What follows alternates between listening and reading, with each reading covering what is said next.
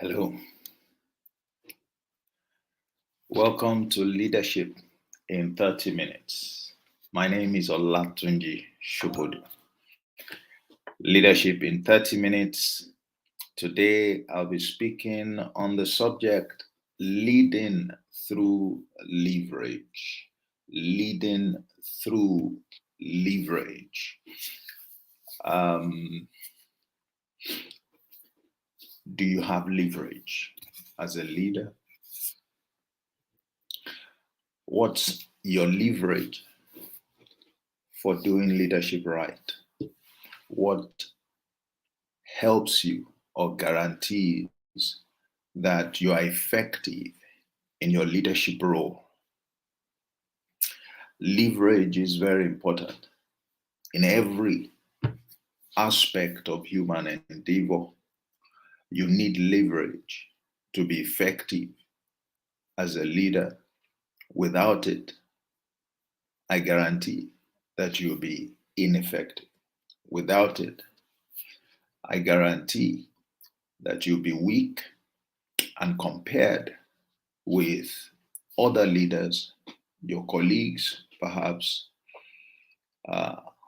you would have no basis for differentiation, except perhaps a basis that doesn't add value to you, a negative basis for differentiation.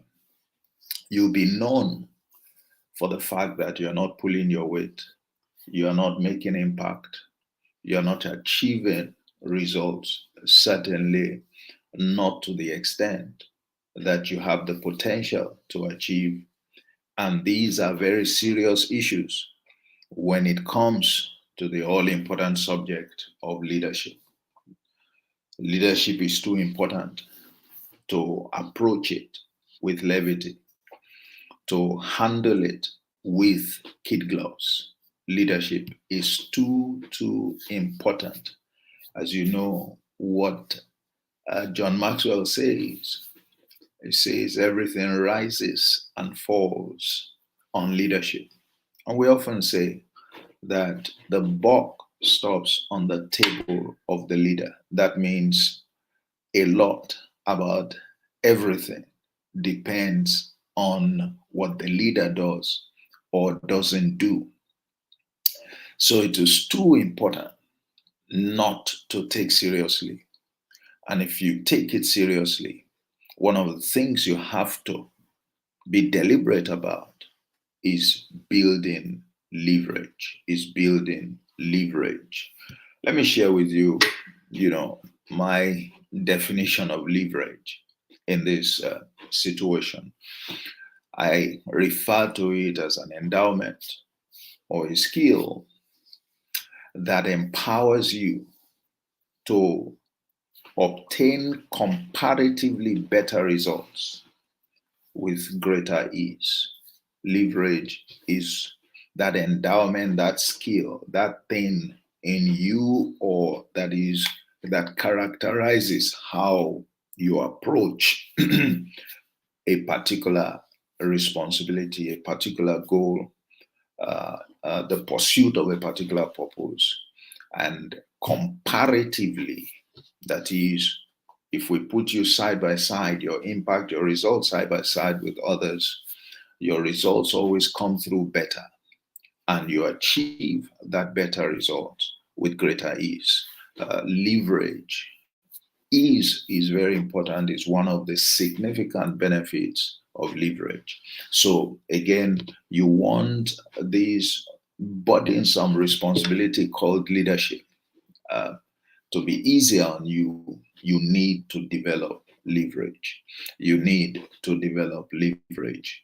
Let me share with you some important quotes, that I came across on this subject of leverage, to further register the importance of what we're discussing today. Ihab Atala says, life is based on leverage. The more you know how to leverage life, the more successful you will become. Life is based on leverage. the more you know how to leverage life, the more successful you will become. You can see, I agree completely with that statement. I agree completely. Life is based on leverage. Life is based on leverage. And if you have that leverage, then of course, you know, you will be well prepared to succeed in whatever your endeavor is, and particularly in the area of leadership. Uh, you recall in Genesis 1:28, we understand that God blessed them, you and I, and then said to them, be fruitful and multiply. Be fruitful and multiply, um, and replenish the earth and subdue it and have dominion, over all the things that live. Now, that blessing empowered them to achieve fruitfulness, and it served as a momentum, as a factor for building the momentum required to achieve greater things. Imagine somebody who doesn't have the blessing but wants to achieve, to be fruitful, but wants to multiply, but wants to replenish the earth. There's going to be a difference in the results that the two parties get. The one who has the blessing will achieve better results than the one who doesn't have the blessing. The one who has the blessing will find greater ease in the pursuit of the same purpose compared with the one who doesn't have the blessing. That is what leverage talks about. So the blessing is leverage that God Himself gives to you, all right, for the pursuit of your appointed purpose, for the pursuit of your appointed purpose. So if you're coming to leadership, what's the leverage that you're bringing? What's the leverage that you're bringing? Jesus had leverage, okay? He had leverage when it came to that issue of leadership, all right? He was distinguished. And I'll come to that in a moment. Let me share again, one or two more quotes, including one of my own. Look at the other one. It says here that that leverage is power. Okay, leverage is power. You need leverage to accomplish anything in life. You need leverage to accomplish anything worthwhile in life. You need leverage to accomplish anything worthwhile in life. So when you have leverage, when you have that blessing, you are empowered. That's why we define leverage as, an endowment that empowers you. All right. So leverage is power. You want to do leadership right. You want to be effective as a leader. Look at yourself. What's your leverage? What platform can you operate from that puts you in a position, to get better results compared with other leaders? That's leverage. One more, that of course, is my own expression. That's my quote. Listen to this from Alan Rosenberg. He says, fair play doesn't pertain in bargaining. What matters is leverage. What matters is leverage. It says, fair play doesn't pertain in bargaining.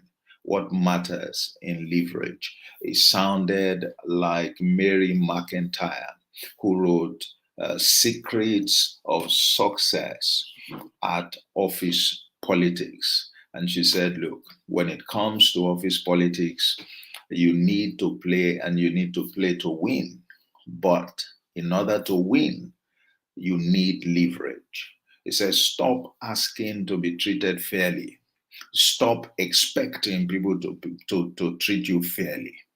Perhaps, as many says, life is not fair. It says what you should do instead is to develop or build leverage. Is to develop or build leverage. That when you have leverage, you have power. When you have leverage and you engage it, people will respect you. So that's why I said leverage is power. And there is nothing worthwhile that you want to achieve in life that does not require you to be leveraged. And there can be different sources of leverage.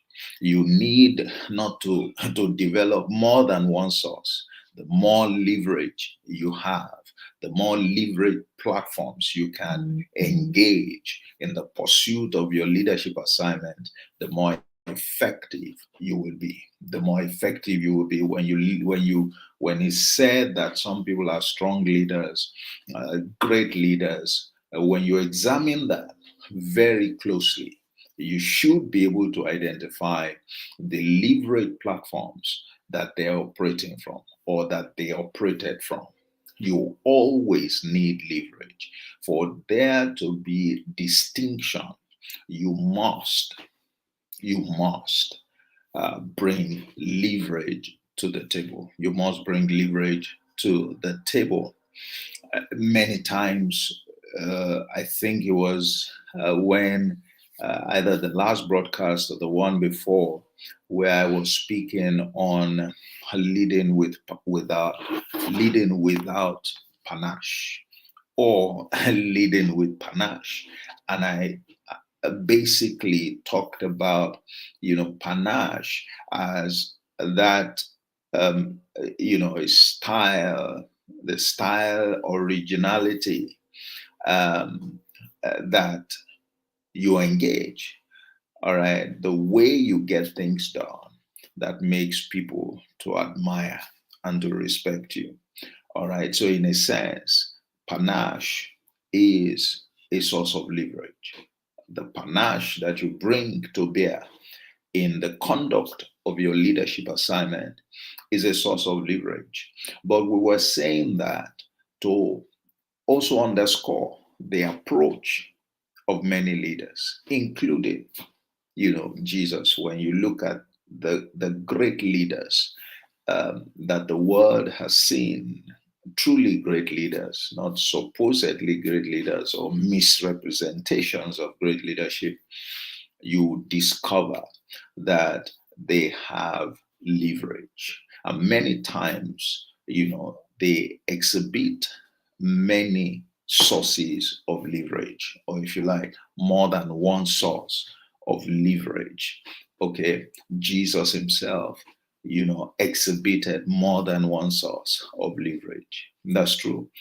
Last, when I spoke on that subject of leading without panache, I talked about the various aspects of the conduct of leadership by Jesus that expressed style, expressed originality. Okay, that were sources of empowerment for him and the way he got his assignment done. Okay, so leverage is important. It is that important. If he needed to have leverage, you and I need to have leverage. I used Jack Welch as an example as well. That was a leader who had panache, and pointed out a few of his attributes that point that emphasizes that were examples of or that characterized his panache. And so, that was a source of leverage for him as well. It was a source of leverage for him as well. Now, let me share with you a couple of sources of leverage for doing leadership right, for separating the boys from the men when it comes to leadership or effectiveness of your leadership conduct. Number one is truth. Number one is truth. And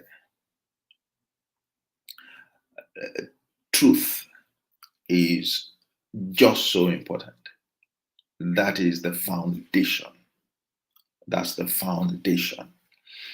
When leaders jettison truth, when the conduct of leaders is not anchored to truth, when the foundation of truth that should power leadership conduct is missing, you can't be effective as a leader. You can't be effective as a leader. It's the reason why Jesus said, sanctify them by your word. Your word is truth. Is the reason that we were told that powerful counsel. It says, buy the truth and sell it not. Buy the truth and sell it not. Okay. You also heard it says, you shall know the truth, and the truth will set you free. But more importantly, when Jesus was being described in John chapter 1, we were told that he was full of grace and truth. He was full of grace and truth. All right. Truth was such an important aspect of his conduct of leadership that in John 6, he actually, allowed some of his followers to walk away from him because they couldn't handle the truth. Because they couldn't handle the truth. He spoke truths to them that he held as very precious, that he held as the cornerstone of his leadership. And, the fellows couldn't flow with it. They couldn't handle it. They couldn't embrace it. They couldn't accept and, submit themselves to the truth that he told. And they complained. They said, this is a hard saying. Who can bear it? You probably, have that kind of experience with some of the people who follow you. Have you expressed a certain convictions? Have you made certain demands? Have you told them some things about who you are to them and the way they should perceive you as a leader? And perhaps, they're wondering, who is this fellow? Who does he think he is that he's making these kinds of demands on us? And but for the fact that, they are drawing their salaries or their livelihood from that job, like the disciples of Jesus, they could have walked away from you. When that happened, Jesus looked at the 12 disciples who remained and actually asked them, does this offend you? Does this offend you? And, they said, it was basically saying to them, you can leave if you want. That's the power of leverage. They told him, sir, we're going nowhere. To whom will we go? You have the words of eternal life. We know, what we're following. We would rather follow the truth, than play around. This is too much of a serious business for us to joke with. So those fellows embraced the truth, and he was able to accomplish his leadership calling in their lives. He developed and groomed them to become powerful leaders themselves, who went on after he had left to do great things. The cornerstone of truth as a significant, a foundational leverage platform. Do you have it? Do you have it? All right. You may be interested in the class of 12. There's a program that we have at Emmett Leadership Academy. We refer to it as the class of 12. And it's a 12-week program where we walk you through what we call the 12 brutal truths of leadership. The 12 brutal truths of leadership. That program would establish the truth as a leverage platform for your leadership conduct. For your leadership conduct, and you need it, and you need it. Let's talk about another source of leverage is execution. Execution is one subject I love um, talking about execution, and this is a whole big area in the subject of strategy, but yes, also in the area of leadership. Remember, I said earlier on, I said that Jesus, we were told that Jesus was full of grace and truth. He was full of grace and truth. Now, the aspect of grace is the aspect of ability, is the aspect of action. He was an action man. He was one who did not just say it, but he went ahead to execute and to execute every time flawlessly. He never made any mistake. He executed always flawlessly. Whatever the situation he faced, he was a flawless executor. He was a flawless executor. His people, we could see they could make mistakes. All right. Just as somebody came and they had a situation they could not handle, they were embarrassed, until the guy brought that case to their master, and their master, promptly sorted out the case. And when they were, alone with him, they then asked him, "Sir, what happened there? Why couldn't we handle that situation?" And he told them, he said, that kind ought to have been dealt with differently. Yes, it looked like something that, a scenario that you were familiar with, that you ought to have, that you expected to, be able to handle, but it was different.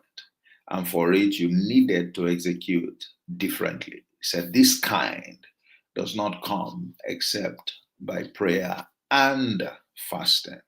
And of course, he was in that mode already. He was prepared, for that situation already, like the wise virgins who were ready for the bridegroom. And he promptly acted and sorted out the matter. He was never caught napping. He was never caught napping. When I mentioned Jack Welch, also previously, I talked about, his commitment to execution. His commitment to execution. All right. And, he had this program that he called Lean Six Sigma. It was about ensuring that the quality standards, very high quality standards, were maintained at General Electric GE, all through his leadership of that organization. And he was very, very intentional in the implementation of that program. He was very intentional in the implementation of that program. It didn't joke with execution. It was one of his sources of leverage. He had different sources of leverage in each of the programs that he spoke about, that he emphasized, that he pushed from year to year, that gave him that kind of result, double-digit growth over his reign, his tenure of 23 years as chairman and CEO. It could only have been due to leverage. It could only have been due to leverage. And one of his platforms of leverage that made him so successful was his ability to execute flawlessly. Was his ability, the quality of execution that he brought to bear. um, in his leadership conduct. Let me draw your attention to a third leverage source or platform that I want to encourage you to build as well. And this is one that we try to develop, to help you develop with our Ask to Win challenge. The Ask to Win challenge is one that was developed to help you build the capacity to use the privilege to ask. The privilege to ask. Okay. Now, yeah, let me even use the simple that simple verse that I believe that we all know. I believe is Matthew 7:7. It says, "Ask and you will receive, um, seek and you would find, knock and the door will be open to you." It says, "Everyone that asks receives, everyone that knocks, that seeks finds, and everyone that knocks, to them the door is open." Now look at that. That's a blanket privilege, a blanket privilege. So you shouldn't lack anything if you know how to ask. Asking is not begging. All right, when it comes to leadership, we talk about what is the leader's offer. Perhaps you haven't had that before, but one of the reasons that leaders fail or their performance is weak is because their offer to those who follow them is weak. All right, they don't address the what's in it question for their followers, and nobody will give his best. Nobody will throw himself in, all in, all right, without wanting to know what's in it for him or for her. So many leaders, the people don't know what's on offer. All right, the people don't know what's on offer. And I usually say, when you look at the example of Jesus, he made what's on offer very clear. He made it very clear.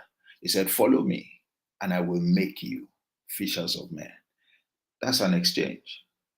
What he was saying to the people is that if you follow me, I want you to follow me, but make no mistake, there is something in it for you. And this is what is in it for you.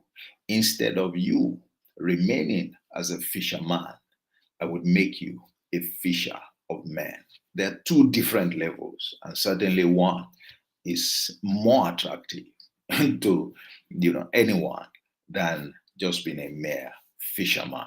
So he asked, well, "Follow me" is not so much a command, all right, because they had the option of saying, "Sorry, we're not going to follow you." After all, I just spoke about some people who decided not to follow him anymore the moment he said something that didn't sit well with them. All right. So follow me is not a command. It was an offer. He was saying to them, "I like you to follow me. You and I can do great things together, but don't follow me just for the sake of it. Follow me because there's something that I have for you. All right. And you are going to be better off. All right. I'm going to accomplish my own purpose, but you also will come through in this relationship far better off than you are currently." So the people saw it and they followed him. In one instance, he had the opportunity to further emphasize this point because it's important that the leader continually addresses the what's in it question for the followers. You must be mindful of it. You must be conscious of it at all times. When he said it will be difficult for a rich man to enter the kingdom of heaven. All right, a man who had run to him to say, "Sir, I want eternal life, and I know you are the one that can give me access to it." And he told the fellow what he needed to do. And the fellow couldn't bring himself to doing that. And he walked away. And so his people saw and he said, look, it's going to be difficult for a rich man to enter the kingdom of heaven. And the people were wondering, wow, we thought the rich were privileged, And they said to him, sir, we have left all to follow you. We have left all to follow you, because he told the other man, the rich man, that he should sell his stuff and then come, take his cross and come and follow him. And so they said, well, we have fulfilled that requirement. Come to think of it. I mean, when Peter followed him, he left the fish that he caught, he left his net, he left his boat. Himself and his brother followed him. They took the offer that he made to them. And so he said to them, he said, look, if you have left anything to follow me, you will get 100-fold return in this life and eternal life in the world to come. What was he saying? He was reaffirming the offer that he had made to them. He saw an opportunity to make it even clearer to them. All right. And so they were convinced. It was reassuring. Okay. That's the offer. That's one of the sources of leverage that he engaged. In case you may not be aware, there is the popular scripture, I believe is Jeremiah 29 and verse 11, where even God was reassuring, saying, the thoughts I have towards you, they are thoughts of peace, not of evil, to give you a future and a hope. To give you a future and a hope. All right. So God, if you look at him as a model of, the leader, the true leader, he doesn't want you to serve him in vain. He doesn't want you to seek him in vain. He doesn't want to use you. He wants to use you to work with you to achieve a very important purpose. But in the process, you will be greatly, empowered. There will be a great benefit for you to realize. He said, look, I have a future for you. And I would give you the hope that will sustain you, all right, all through the journey until that future becomes a reality. Jesus had a future. That was what his offer painted to his people. And those who stayed with him walked in the reality of that future. That is the power of the leverage that asking, puts in your hand. So a leader must learn how to ask. It's not enough to ask. There is a way to ask. That's why we organize the Ask to Win challenge. If you're interested in it, you can reach out to me, and we'll see how. It's a 5-day challenge, which for those who are interested, they may then want to get into what we call the Ask Mastery Bootcamp. Interestingly, James was writing and he said, some of you don't receive because you don't ask. And he said, some ask, but they still don't receive because they are not asking in the right manner. So asking is not just important. Asking the right way is also very important. And to ask the right way is a skill issue. You need to learn that skill. And we're here. We can help you in that regard. So we've talked about 3 sources of leverage. Let me give you a couple more and then I'll round up for today. One other source of leverage is delegation. For the leader is delegation. Remember what we said about leverage, what constitutes leverage. It's a source of empowerment that makes it easier for you to get results as a leader. All right. And compared with your mates, with other leaders at your level, you get much better results. Okay. So you want to do that. Delegation is important. Delegation is important. uh, leaders who know how to delegate effectively can use that as a leverage for accomplishing great feats in their assignment. You must learn to delegate effectively. You must learn to delegate effectively. Now, do we see examples of this? Oh, yes, we do. Oh, yes, we do. In fact, interestingly, let me start from the side of the proteges of Jesus, the side of the apostles. When you look at it, I think it's in Acts chapter 6, they were having some challenge. They had put a team together, and the team was given the responsibility to share the resources, to meet the needs of widows who were among them. They had a program specifically for the widows to make provision for the widows. And that program wasn't running well because some widows were alleging partiality. All right.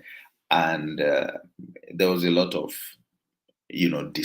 disturbance and distraction to the leaders. So what did the leaders do?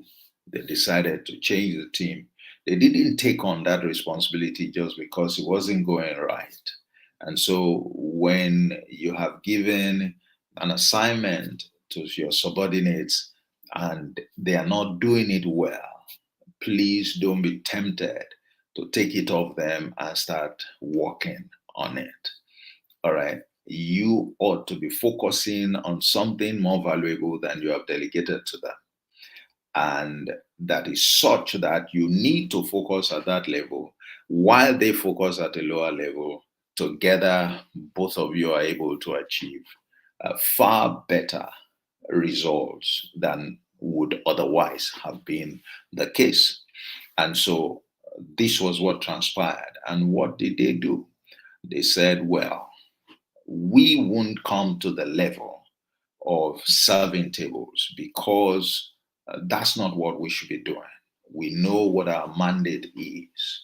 And so we're going to stay with our mandate, but we're still going to delegate this function in spite of the fact that some guys have not done it well. But this time, we're looking, you identify among yourself people who have these kinds of attributes, and we will appoint them to handle this particular matter. And everything went well. And so the guys were given the responsibility, guys who fulfilled those requirements. And, the assignment was delegated yet again. And of course, what happened? It said everything worked so smoothly that the results that they got as leaders, all right, beat their imaginations because, there was growth. Many people became believers, and the word, which was their primary responsibility, spread like wildfire, spread like wildfire. So when you look at the results that came to them, once they sorted out the delegation of a part of what they had oversight for, they got far better results. Imagine if they had taken that responsibility upon themselves, they wouldn't have gotten a result like that. They wouldn't have made the kind of impact that they ought to, that they could make. Okay. And that's an example of how they leveraged delegation, effective delegation. This is an area in my teachings on the MBA teaching executives. A lot of us, a lot of leaders still have issues in this area. They still have issues in this area. You may want to look also at Luke chapter 9 and Luke chapter 10, where you see Jesus in action, delegating, engaging this leverage again in his leadership work.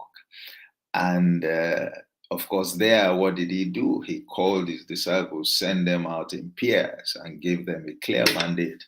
He said to go and, deal with situations, to handle responsibilities that he was still coming to. He was coming to certain cities, so he sent them ahead to go and prepare the grounds and begin, the work pending when he would be able to get there. And when they came back from the assignment, they gave him their report. And they were so excited. They had very tangible reports, and he was impressed. And he was impressed. So he got a lot done, much more than he would have been able to do by himself because he delegated. And let me say, he did not delegate like you and I would tend to do today. He delegated. There are certain insights about the what constitutes effective delegation that we need to learn from. Just observing, what he did. So again, this is one of the areas where you can take advantage or build an advantage, build leverage for enhanced effectiveness as a leader. Let me also talk about character. Character is also a source of leverage, in case you didn't know. The character of the leader is crucial. Is crucial.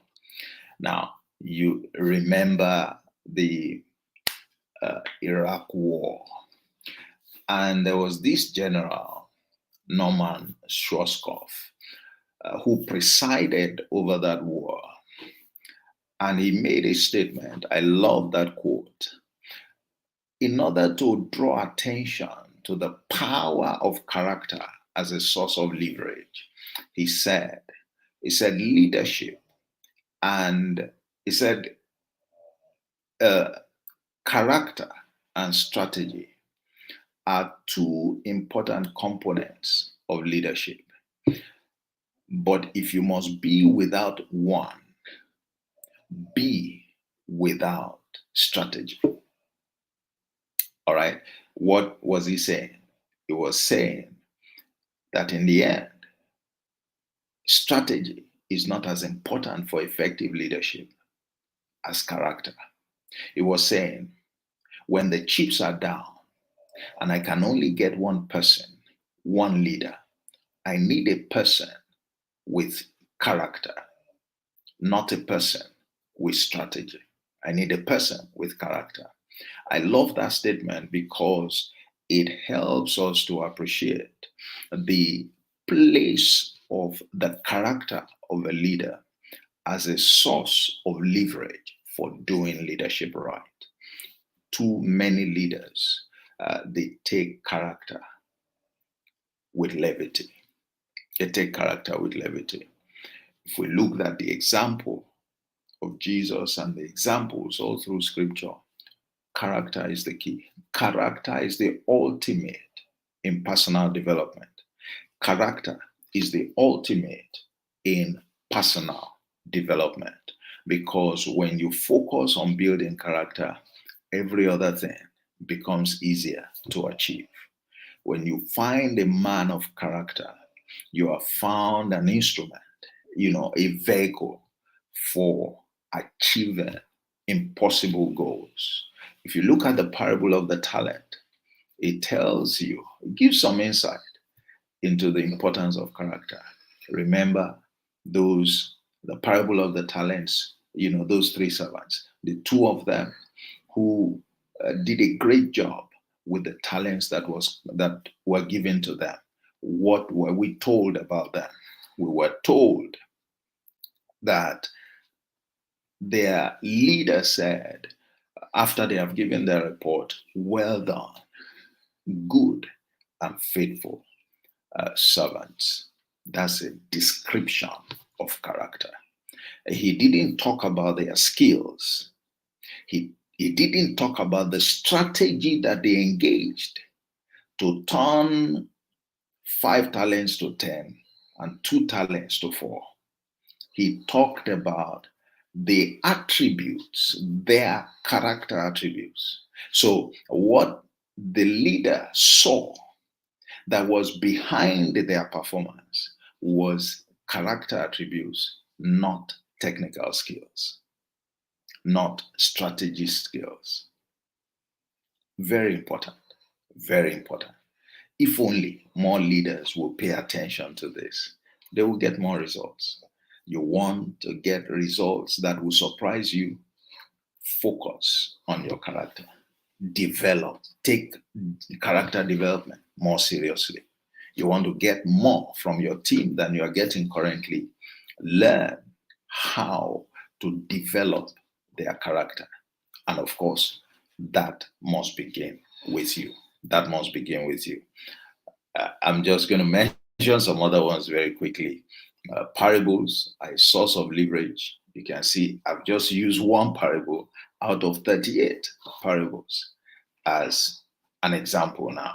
And I brought out certain things from the parable to show you that they offer very powerful insights that empower, that make me or anyone who knows that to approach the responsibility of leadership differently and therefore to get better results. I recently concluded a series I call the Parables for Profit series. And if you're interested, it was a 10-day series where I try to expose the parables, the 38 parables of Jesus, as a resource that you and I ought to take advantage of for pursuing our goals and aspiration in life. And that if we would do, they would make life a lot easier. If you check my YouTube channel, you would have access to the videos over the 10 days. I want to encourage you, to go through them. It was a free program, and so please take advantage of that. When you do, there is the more substantive program, which is called the Profit from Parables program. The Profit from Parables program. The Profit from Parables program is a more elaborate adventure into the same parables. And there we walk parable by parable, drawing the implications for 9 priority areas of our lives that you can take advantage of. So that's the Profit from Parables program. That program should kick off in August. And if it is, I believe it's something that you'll be interested in, you can check the scroll below and visit that site to see what it entails and to secure your seat if you are interested in building leverage based on the parables of Christ. So you have the parables.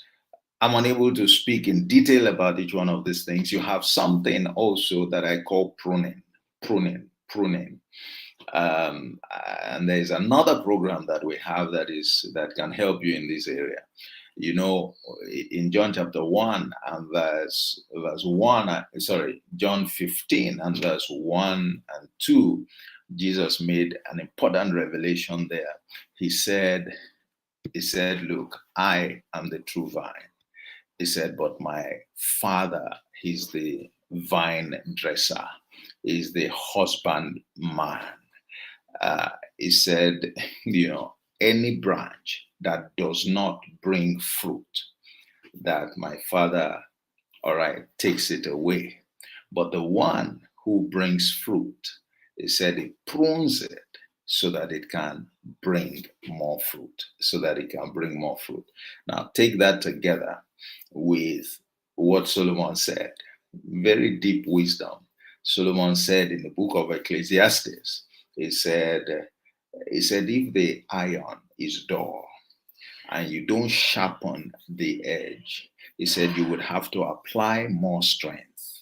He said, but wisdom is profitable to direct. All right. So some of us, with time, we allow the acts of our leadership becomes dull. The effectiveness of our conduct as leaders becomes weakened. And just like the axe weakens with use, all right, the more you are engaged and immersed in your leadership assignment, if you are not paying attention, the challenges that you face can weary you. They can wear you out. You can burn out. You can lose effectiveness. And what that means is that you will not make the kind of impact that you used to make. You will not get the kind of influence that you used to, to secure. You will not get the kind of results that people already knew you, to produce. Now, those who are able to sharpen their axe regularly, preventing that decline in performance, in effectiveness to happen to them, that's a source of leverage. That's a source of leverage. If God doesn't leave you the way you are to continue to achieve results, but He prunes you so that you can achieve more. All right. That means it's an effort that is continuous. It's an effort that He consciously undertakes and is continuous. And you and I need to do that. Somebody spoke on this, and I like his perspective. And he said many times what we're doing is that we're looking to add things to ourselves. We're looking to do more. He said, but the more we add, the more we do, the weaker we become, the more ineffective we become, because the act of pruning is not adding, it is taking away. All right, it is removing some things that are creeping in without our knowledge, that by creeping in, they are undermining our ability. They are undermining our ability. That's the another source of leverage.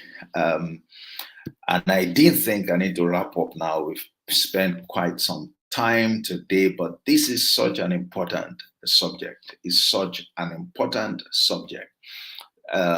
So again, pruning, and we do have a program, Sharpen Your Axe. Sharpen Your Axe is a leadership program that helps you to prevent falling into that kind of situation, that can lead to humiliation in your conduct as a leader. Then you have smartness. That's the other. You have authenticity, of being authentic. We can speak on that. I'm just going to mention that. I won't speak on it. Authenticity, and then smartness or panache, as I spoke about earlier on. This is something that you need to develop. You can also check out some of my recordings in the past, and I have given some master classes. One where I spoke on the subject, lead smarter.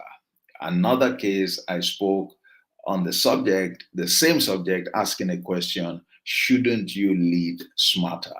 You may want to check out those videos on my channel, and also reach out, because we do have a program.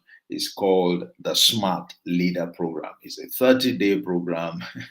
If you take the program at your convenience, all right, it will change your entire perspective to leadership in 30 days, and it would empower you to do leadership differently. You will start off on the path to developing leadership as a competitive advantage in life. Let me leave that there. That's number 9.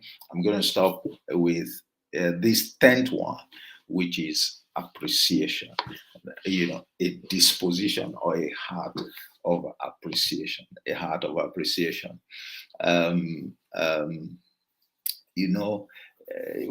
what we're told, for example, in the Bible, I think it's Psalm 67, where he talks about, where it says, let the people praise thee, O Lord, let all the people praise thee.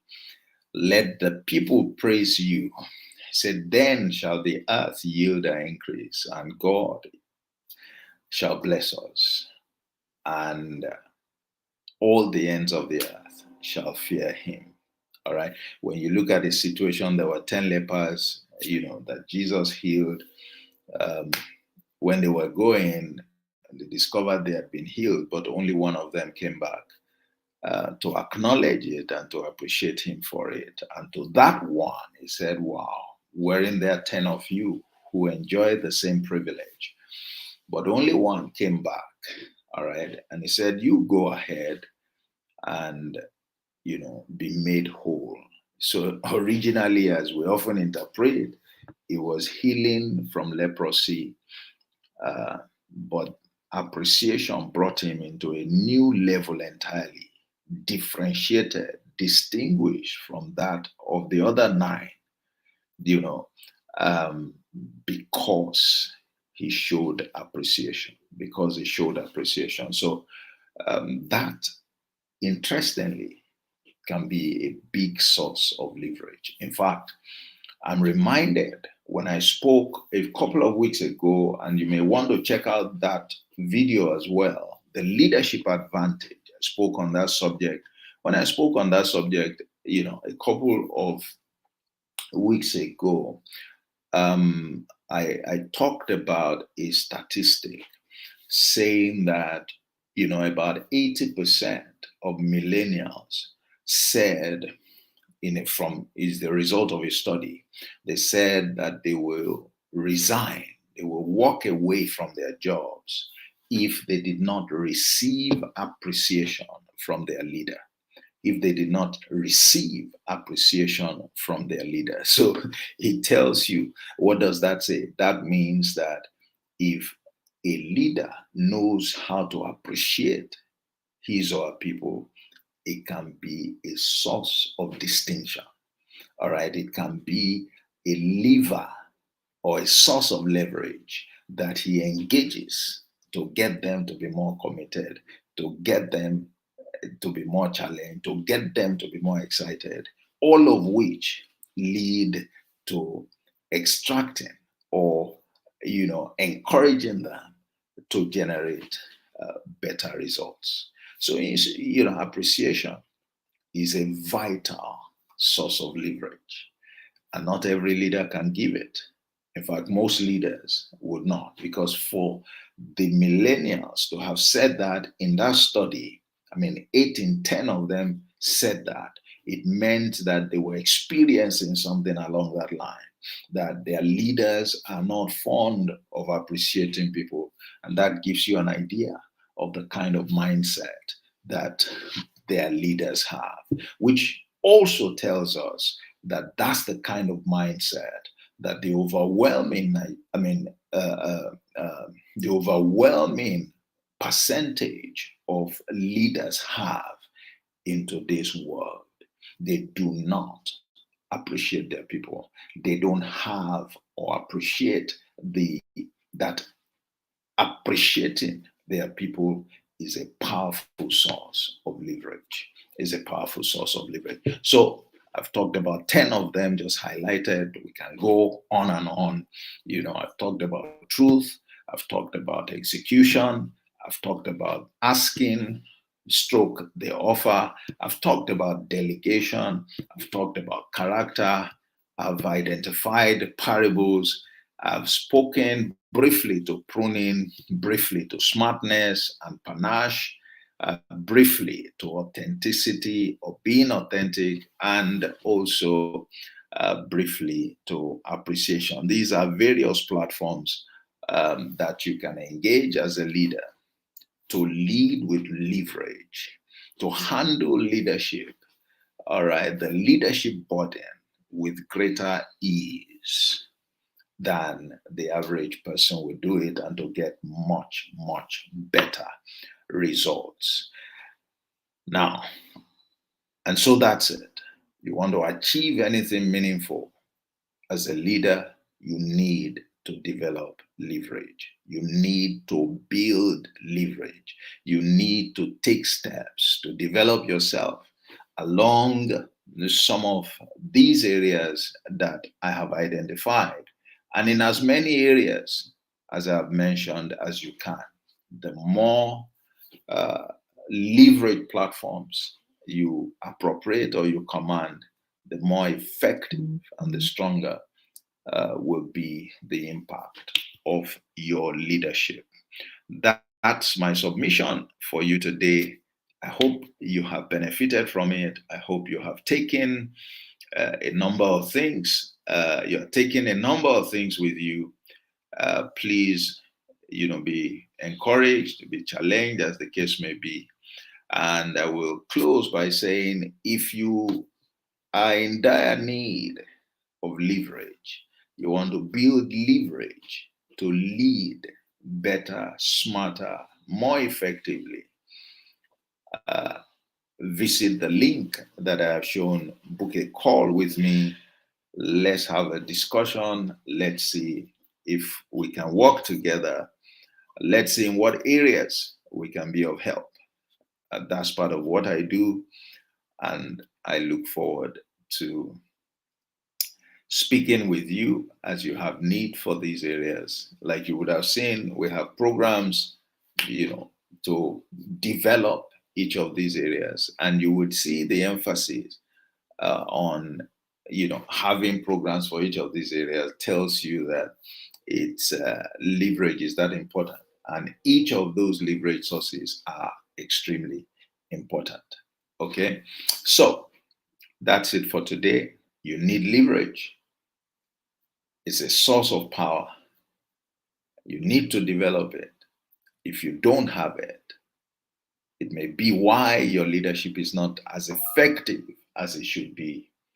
And God bless you. Bye-bye. I remain Olatunji Shobodu, and this has been Leadership in 30 Minutes. Today is exceptional because of the subject of leverage. So, so, so important. See you again on Monday. Mondays is for Leadership Monday, and you take delivery of just one nugget that can help you to handle or to do leadership right over the course of the week. It's same time on Mondays, just for a few minutes.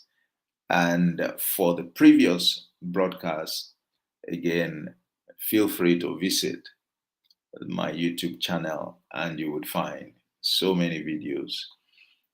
Take advantage of them. God bless you. Bye-bye.